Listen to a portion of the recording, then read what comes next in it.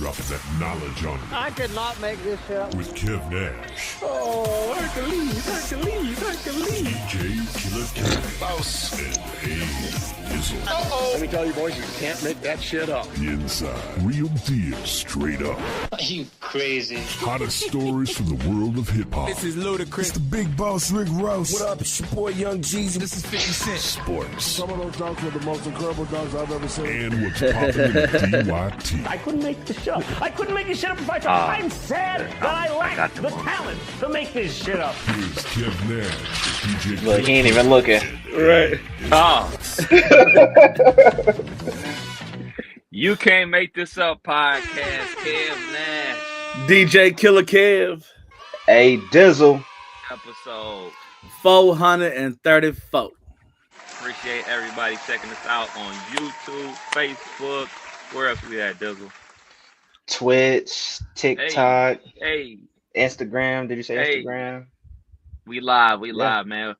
Normally, I always say this: we ain't got a lot of time, but this time we even got shorter amount of time. You know, somebody got major daddy duties to handle, so we gonna jump into it, fellas. How was the week? Pretty good week. Oh, go ahead. Okay. I was about to say, nah, shit was cool for me, man. Just real quick, got a closing coming up.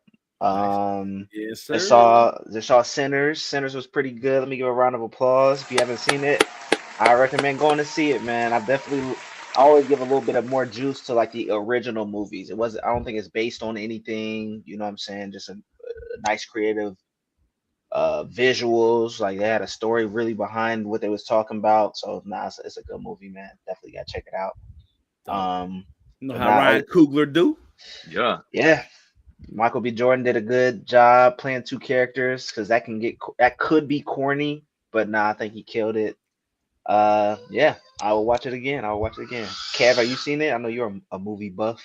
Oh yeah, 100%. We went to go see it on opening night on Thursday. For me, man, like there's certain movies like I gotta go see as soon as it come out. Like the new Captain America, I remember when that came out. I was getting off work. I just so happened to look at times. One was playing 5 minutes. So I just went up there immediately. And like I talked about on the pod before, I don't mind going to the movies alone. But I knew the wife wanted to see this as well. So we had made plans to go check it out. We went to go see it on Thursday, opening night. IMAX support. No IMAX. I'm not a big IMAX guy, man. Like, yes, I've been to an IMAX before and the screen gets wide and stuff like that. Yes, it's probably a better experience, but I ain't paying that extra money, bro. I ain't paying that extra money. I'm going there and I'm supporting the good black films.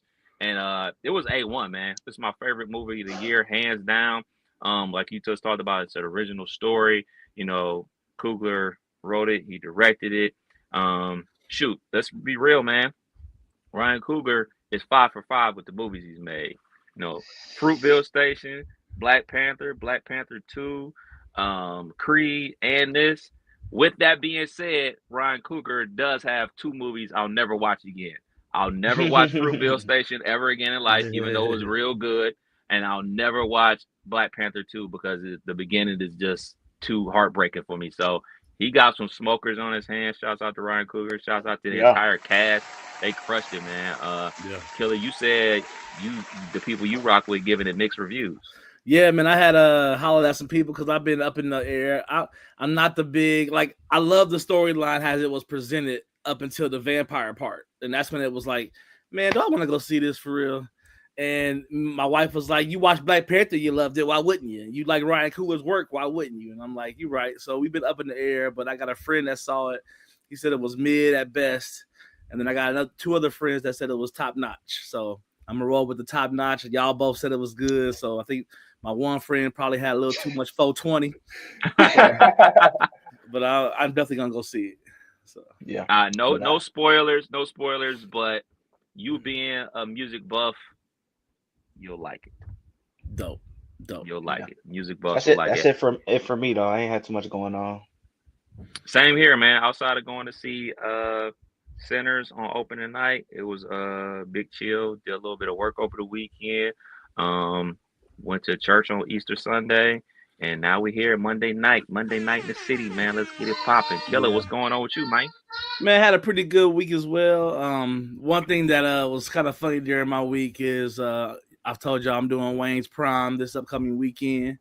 And they wanted me to come to the school and kind of see where to set up, and they kind of just wanted to talk to me. The house that Dizzle built. Yeah, we're gonna rock out for Dizzle.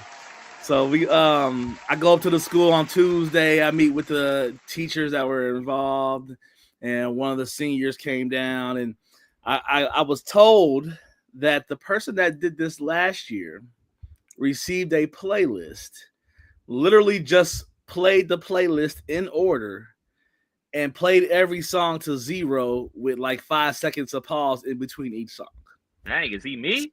So how do you even get that gig? Sheesh. That's what I said, and I wonder what he charged, because when I went up there talking about, they asked me how long how many songs I would need for, whatever, and I'm like, well, probably play a verse and a hook of some songs, transition in and out. And when I said transition, like the whole room exploded. Like, we have found a DJ. So they're super excited for that. But met with them, getting ready for that. Other than that, man, it was a pretty slow week, except for the weekend. Weekend got a little turnt. Shots of my 420 peeps. We had a good time yesterday. Shots to the Easter peeps. Because I went and got the Easter meal. But I hang out with my friends, so I got the Easter take home and went to the 420 party. Speaking of that, since we're there, let's go ahead and jump into that conversation, man. Obviously, 420 and Easter fell on the same day this year. What got celebrated harder, 420 or the resurrection? I'm gonna go with the resurrection, to be honest, because I had to do some errand running Sunday morning, and the churches was deep. I drove by a few black churches in the 10:30, 11 o'clock hour, and then drove by them same black churches around 12, and they still had people coming into the service at both times I drove by. So definitely the Easter folks showed out. Hopefully they didn't roll up in the parking lot. Hopefully they with the church did their thing, and then enjoyed their evening. But I was outside. My former co-worker had a party, pulled up on her, hung out with the boys.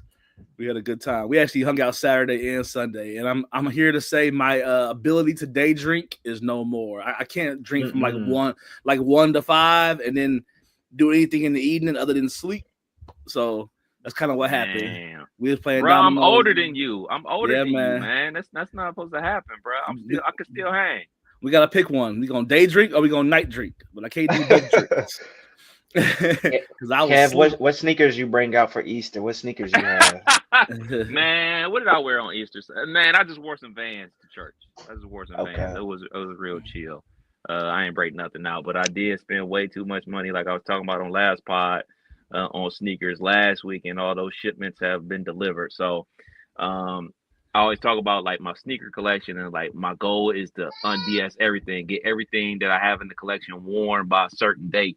I didn't accomplish that goal last year, so like that pile has grown from like, I don't know, like 10 to like 20, 25. So my goal is to break everything out. Everything's gonna touch the concrete this summer. Everything in this room. We don't believe you. Right. See, my problem is like I'm like a one place type of guy on the weekend. So like it's either like we're gonna go do something on Friday or we're gonna go do something on Saturday. You gotta pick one. So like that really only leaves one pair, and it's not enough weekends in the summer. So I guess I'm gonna have to up my ante. I'm about to go out on Fridays and Saturdays to get a full rotation in. Yes, because I know one of those pairs is getting worn to the bowling alley and then getting taken off for bowling shoes for most of the night. And exactly. All the pictures gonna be in bowling shoes instead of the shoes you wore. So I know you're gonna have to do. Yeah. So I gotta plan this out. I gotta plan this out accordingly. And then like, you gotta make up for situations when it rains. So it's like, oh, these can't get wet. I can't do that. So then you go back to the old. So it's just a thing. It's a thing. It's a bad thing. But I'll get there. I'll work it out. Shoot, man. Let's just jump into it, man. We got a lot of sports to talk about. Killer was popping in the world of sports. What's going down? Man, we gotta first talk about the NBA playoffs. Everything is set. We gotta talk about the play-in games. Number 10, Miami shocked the world and beat Chicago, and then turned around and beat Atlanta. to be the first 10 seed to make it through the play-in to be the 8th seed. So shouts to Miami for getting that done. That was a good game. It's been a lot of up and downs, man. There's been a lot of big leads, a lot of leads lost, a lot of comebacks. So how'd y'all feel about the play-in? Y'all happy with how everything is set? Play-in is one of the best things to come to the NBA. It gives us a good last week of mayhem. What is it? Like teams 4 through 10 out of the West were still playing all their players, like still had something to play for, and gave us some real meaningful basketball, even if the play-in games weren't all that. I love it. And shout outs to the Heat, because they were also the first play-in team to make the finals, if I'm not mistaken. So they really taking advantage of this play-in. How do you feel about the 8th seed Atlanta Hawks finishing the year 40-42? And the now 8th seed Heat finished the year 37-45 and took that seed. Is it all that work for the 8th seed for Atlanta came down to one game and didn't two games? You're right. They had two chances to punch their tickets. It's their own fault. You can't win 1 or 2 games. You don't deserve to be in the playoffs. Get out. And I was rooting for Atlanta, not only because I had them in a parlay, but I wanted them to play the Cavs in the first round, because I remember like 2 or 3 years ago where they played the Cavs in the play-in game and they knocked the Cavs out. So I wanted my get-back revenge against the Atlanta Hawks because the Cavs would have dog-walked the Hawks. Now, Miami Heat, they're going to beat the Miami Heat, but the Heat going to make it a struggle. The Heat not going to quit. Heat going to keep on playing. I mean, last night the Cavs ended up winning by 21, but it was a game into the fourth quarter. You know what I'm saying? The Hawks would have gave up mid-third quarter and we've been smooth selling. But, I think this is good lessons for the Cavs to, keep playing basketball all the way through, because the Heat ain't going to quit. Yeah. And then switching over to the West, man, looks like the Warriors and Grizzlies got it done to be seats 7 and 8. Sacramento left out in the cold. Dallas left out in the cold. How y'all feel about the West? The right teams made it. Man. Yeah. I feel like the right teams made it. Even though I was rooting for, Dallas to make it further in, just so we can keep hearing from their GM, Nico, and just keep laughing at him and everything like that and getting more memes. They ain't deserve to be in there, man. Get them up out of here. They traded Luka, so they deserve to be out. Yeah. Nah, I like it. And Warriors is going to be tough. They took the game from the Rockets last night. Already stole home court advantage from the number 2 seed. So it's going to be tough to get the Warriors up out of here with Jimmy and gang. So now that the playoffs are set, we got Pacers and Bucks. The Pacers is up 1-0 against the Bucks. Beat down. Clippers and Nuggets. Denver is up 1-0 against the Clippers. We got Knicks and Pistons. Knicks got it done on a monumental collapse from the Pistons in game 1. Knicks is up 1-0 in that series. And then we got Lake Show and Timberwolves. And that's the one I want to talk about. Do y'all think that the Lakers are in trouble? I know it's only been one game, but I know Ant feel type of way. He always do. He got to find that drive to get going. Do y'all think Minnesota got a chance to upset the Lakers? I definitely do. I do. Anthony Edwards is him. They got some physicality that the Lakers just don't have right now. If Julius Randle, if Jaden McDaniels, if those guys have great games, it's gonna be tough. How is Naz Reid always wide open for 3? How is that possible? And we know he can shoot. How is that possible? How is that possible, dude? They're not running them off double screens like they're doing Steph and Reggie Miller. Dude is at the same spot every time.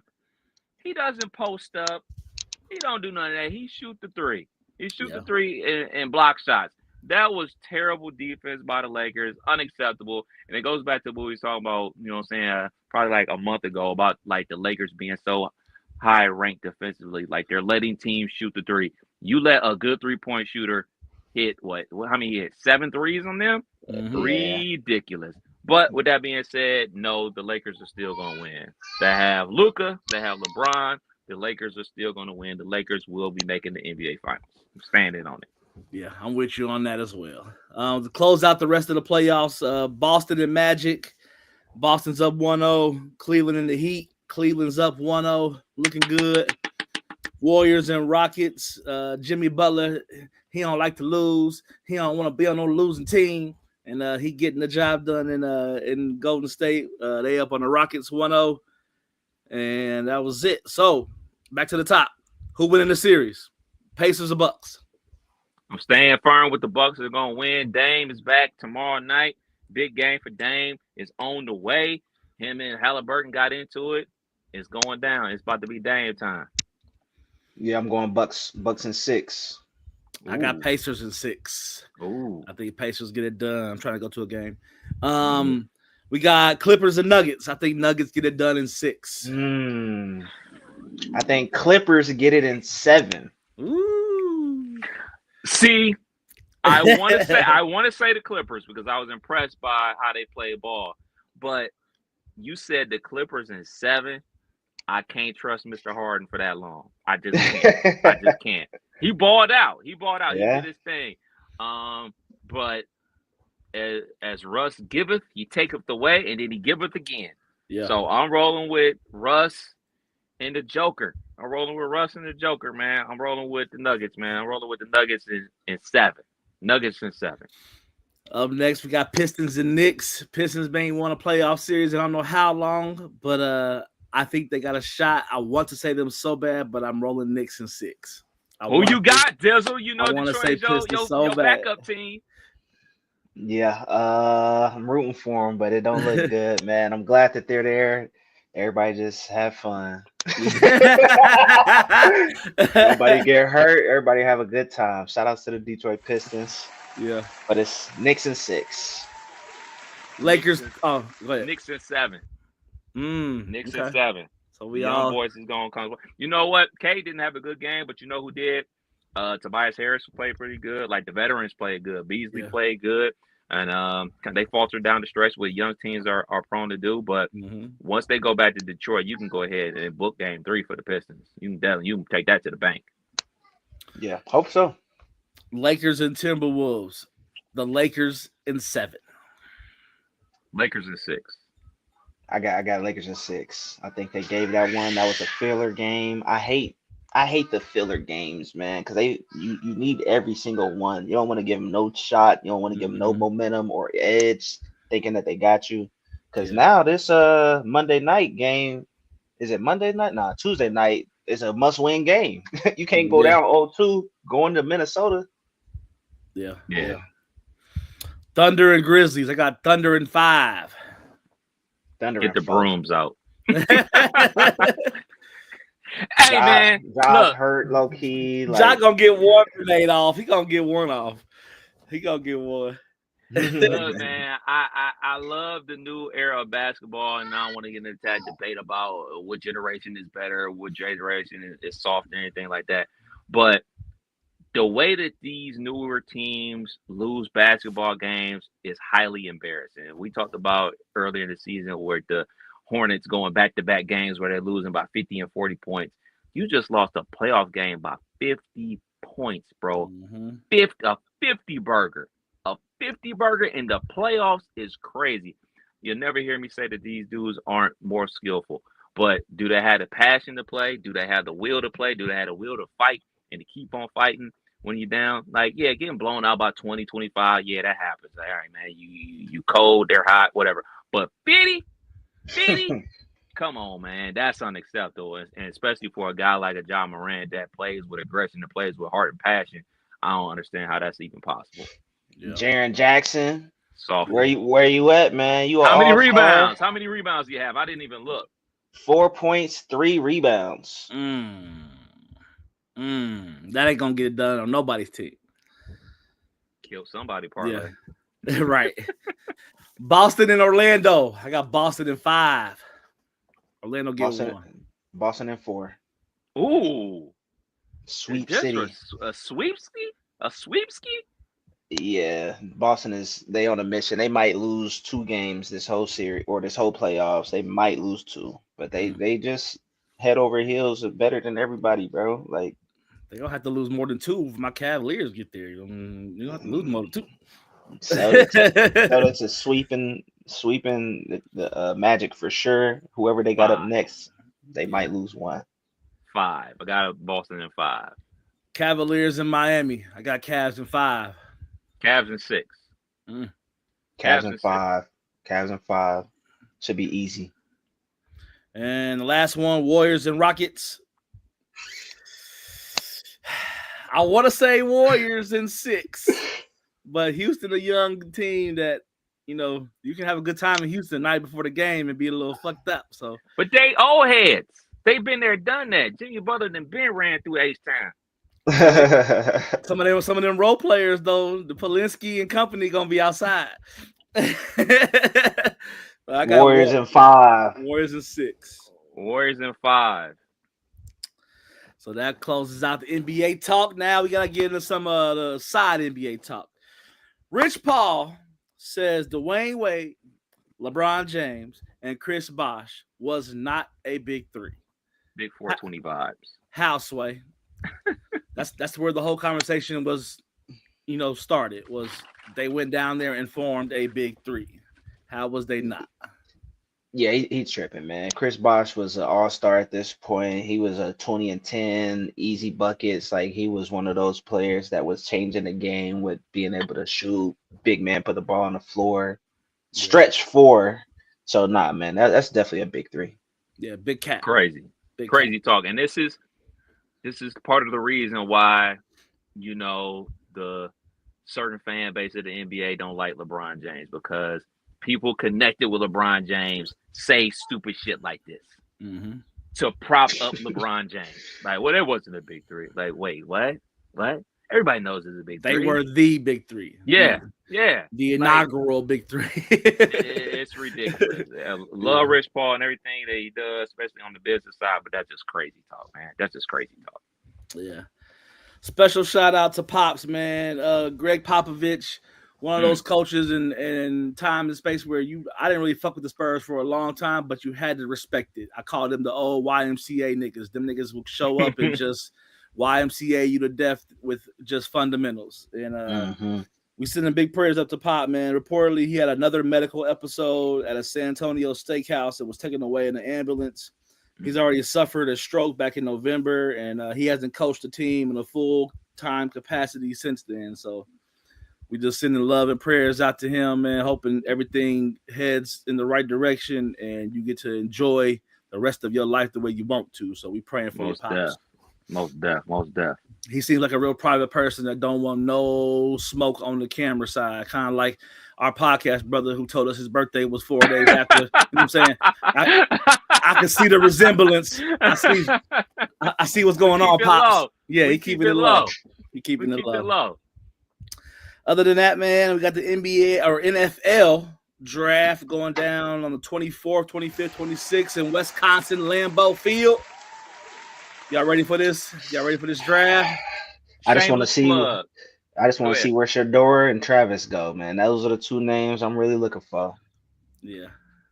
Shameless plug. You can pull up on me and the homie Justin Kenner, Hollywood Raceway Casino, 7 to 10. We're doing a live reaction to the draft. It's a watch party. Wear a jersey, get a T-shirt. You know what I'm saying? Come get some wings. Come get some adult beverages. Pull up on it. Shameless plug. Hell yeah. Sound like a great time. But yeah, we very excited for the draft. Y'all see Nico? Nico made his rounds to UCLA. He went on back to the crib on a pay cut and higher taxes. Lost 2.4, trying to get 4. That's gonna be the story of his life. But that's gonna hurt in the morning. That's all we have for sports. That's what's up. Dizzle, what's popping in the world of entertainment, man? What's going down? Yeah, man, we getting close to this Diddy case. Trial is right around the corner. He actually requested for a 2-month delay, but it was denied. And they have the jury selection is going to start May the 5th, so in a couple weeks. I would not want to get that jury letter, boy. Shit, you would want that? Oh, hell yeah.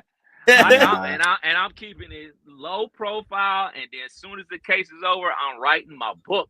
Nigga, I remember the OJ shit. Niggas was writing books, doing interviews, getting that bag. Nigga, get me on this case. I got to be on here, nigga. I got to be. I know this was previously mentioned how Drewski was part of one of these allegations. Well, they just came out just recently saying that it was impossible. He was in Atlanta at the time, wasn't nowhere near a Diddy party in 2018. So it looks like Drewski's name is getting cleared. But shit, that brings up. OBJ. They ain't mentioned OBJ, so I don't know. we still gonna see about that. Something new that just popped up though. Shannon Sharp is getting some heat. He's reportedly being sued for $50 million for allegedly sexually assaulting a woman on multiple occasions. And this is coming from your guy. What's his name? Busby, Tony Busby. We hearing that back name at it often again. Right yeah. He can't stop, won't stop, boy. He will find that ambulance and he will try to get that case for anybody. Have y'all seen some of the alleged text messages between Uncle Shay and the accuser? I did. Uncle Wild Boy. Them sparks is popping. He popping those sparks too much. I hate I don't like the race play though. Like that never sit right with me, man. If you got you a nice little snow bunny, you can just keep it like that, man. Don't have her talking greasy. Big fetish. We already know Uncle Wild Boy because ain't no way you swiped 6 times to the live side of the screen and went live on accident. We still not believing that one. So we know Unc be outside. He don't lift weights for nothing. Yeah. Yeah. So Shannon's team has already came out. They already got a statement out and pretty much just released excerpts from the text messages. They didn't release none of his responses. Exactly. Yeah. We already know. Right. I mean, was Steve Smith was involved with a situation not too long ago, and we got text messages and voicemails and all types of wild shit. Maybe they right. Maybe being famous do make you a sexual misdeviant, boy, because these boys is out here wilding. Like, damn, nigga. You better talk to you like that. I'm sure we're gonna hear more about it in the coming days. Something else that went viral over the last week or so is these Mount Rushmore photos. I've been checking out all these Mount Rushmore rappers, R&B singers, and all that shit. Hell yeah. Yeah. So the couple that went viral, we got the Mount Rushmore of white rappers, and this one is we got Eminem. We got Mac Miller, Paul Wall, and then Russ. How do y'all feel about this Mount Rushmore of white rappers? So I think we can all agree one is a shoo-in. Eminem, obviously. Yeah. Obviously. So there's 3 slots left for every other white rapper that's ever touched the mic. We're talking from Vanilla Ice to Snow to Third Base. Like and all those dudes. Yes, the Posty, Beastie Boys. Like I look at the list and I just realize to myself again, man, not a lot of good white rappers out there. Not a lot of good ones out there, man. Like this is probably more in your wheelhouse or your generation, Dizzle, with the Mac Miller. I like a couple Mac Miller songs, but I can never say that I listened to a Mac Miller album front to back, R.I.P. Yeah. And I'm the same way. Like, even though he's on there and I get it, the level of consumption that I've done with Mac Miller music is in the same graphs of Bubba Sparks, G-Eazy, what's dude's name? like all them just get spurts in the playlist every now and then. So it's hard to put together what I want to be a Mount Rushmore. So I'm just gonna leave it alone. Now, I could say the same thing for Russ, but every time I hear Russ, he snaps. The boy can rap for sure. Paul Wall, the people's champ. I mean, I think he gets on the Mount Rushmore of white rappers simply because of his verse on Grills. Like, that's legendary. He got classic verses. He got classics. It's still tipping. I mean, he had the best verse on Still Drive Tipping. Slow. Yeah, so I'm good with Paul Wall. Maybe I would do MC Search from Third Base on there, maybe something like that, ahead of Mac Miller or Russ or something like that. No Post Malone. Post Malone's, the numbers guy. Is he a rapper still? Does he still qualify as a rapper? Because like he I had would one say rap so. song, White Iverson, and then the rest of it he just went alternative country, Yeah. do it all. So I don't even Uh, really consider Posty a rapper no more. No Beastie Boys. We ain't putting. It's hard. It's Not for hard for me, me to not put for a me. group. Yeah, It's hard you're for me right. to You're put a right. You're group right. on there. You're right. We do got the R&B Mount Rushmore. They got Chris Brown, Usher, R. Kelly, and Michael Jackson. How that's looking? Okay. This is gonna sound so blasphemous. It's so crazy, and please don't kill me in the comments. I'm not sure Michael Jackson belongs in the R&B part. Michael Jackson is probably the greatest entertainer of all time, but I don't really consider Michael Jackson an R&B artist. I mean, you think about Michael Jackson's biggest albums, the Thriller and Bad albums, those are pop albums. His R&B album, Off the Wall, is my favorite Michael Jackson album, and I'm pretty sure if you poll most of black people, they're gonna say Off the Wall is his best project, but that's not the highest selling project. I mean, Thriller, legendary, but that's not an R&B album. So I'm not sure MJ belongs on the R&B one. Don't kill the messenger. Just an opinion. And I love Chris Brown. I love Usher, and I still got a little bit of love for R. Kelly. But we got to find a way to put Stevie Wonder and who was my other one? Luther. Prince. Okay. Some of those Okay. R&B's a little heavier than said Mike Jack. So I'm with you on that, kid. So we just had 420. They had a 420 Mount Rushmore. I think we can agree with this one. Snoop, Wiz, Seth Rogen, and Bob Marley. I think that's classic blunt rotation. Big time. And only thing that I would say Yes. about Cheech and Chong, Oh, maybe Cheech and Chong, maybe Killer on there or something like that. I'm taking off. I know Seth Rogen is active. I get it. Big active. But he ain't as big active as Mr. Willie Nelson. So we're gonna have to put Mr. Willie Nelson on Seth Rogen. Respect. That's the only switch I'm making. Respect. And then last one, we saw the comedy Mount Rushmore. Eddie Murphy, Dave Chappelle, Bernie Mac, and Richard Pryor. My only switch would be to take away Bernie Mac with either Patrice O'Neal or Kevin Hart, because both of them just have a little bit more in the bag for me. I'm actually good with that. I'm actually okay with that. I'm a bigger Bernie Mac fan than most. I think Bernie Mac, to be perfectly honest, like his stand-up, I think his is funnier than Dave Chappelle's. I think Bernie Mac is just hysterical. Like, and just go back and watch all of his performances in movies from House Party 3 to Life. Just he's just freaking. But shoot, Who's the Man? Like he was in Who's the Man, and he steals that movie, man. Bernie Mac is freaking hilarious, man. Excuse me, brother. Yeah, I think I might take out Dave Chappelle for Cat and keep it a buck. And then Bernie Mac, I think he just got so much of he had a classic TV show and then multiple classic movies. I don't think Dave got that. So let's get Dave off that list. Fair enough. All right, man, we got time. Let's do this because we got some we got a only child on here, and then we got somebody with siblings on here, like me and Dizzle, man. So according to an MIT research, it is found that especially boys, they are likely to show more behavioral issues. The younger sibling is likely to show more behavioral issues than the older siblings. Dizzle, you are the youngest, correct? Youngest, yes. Of four I boys. I too am the youngest. Do you think this is a real study?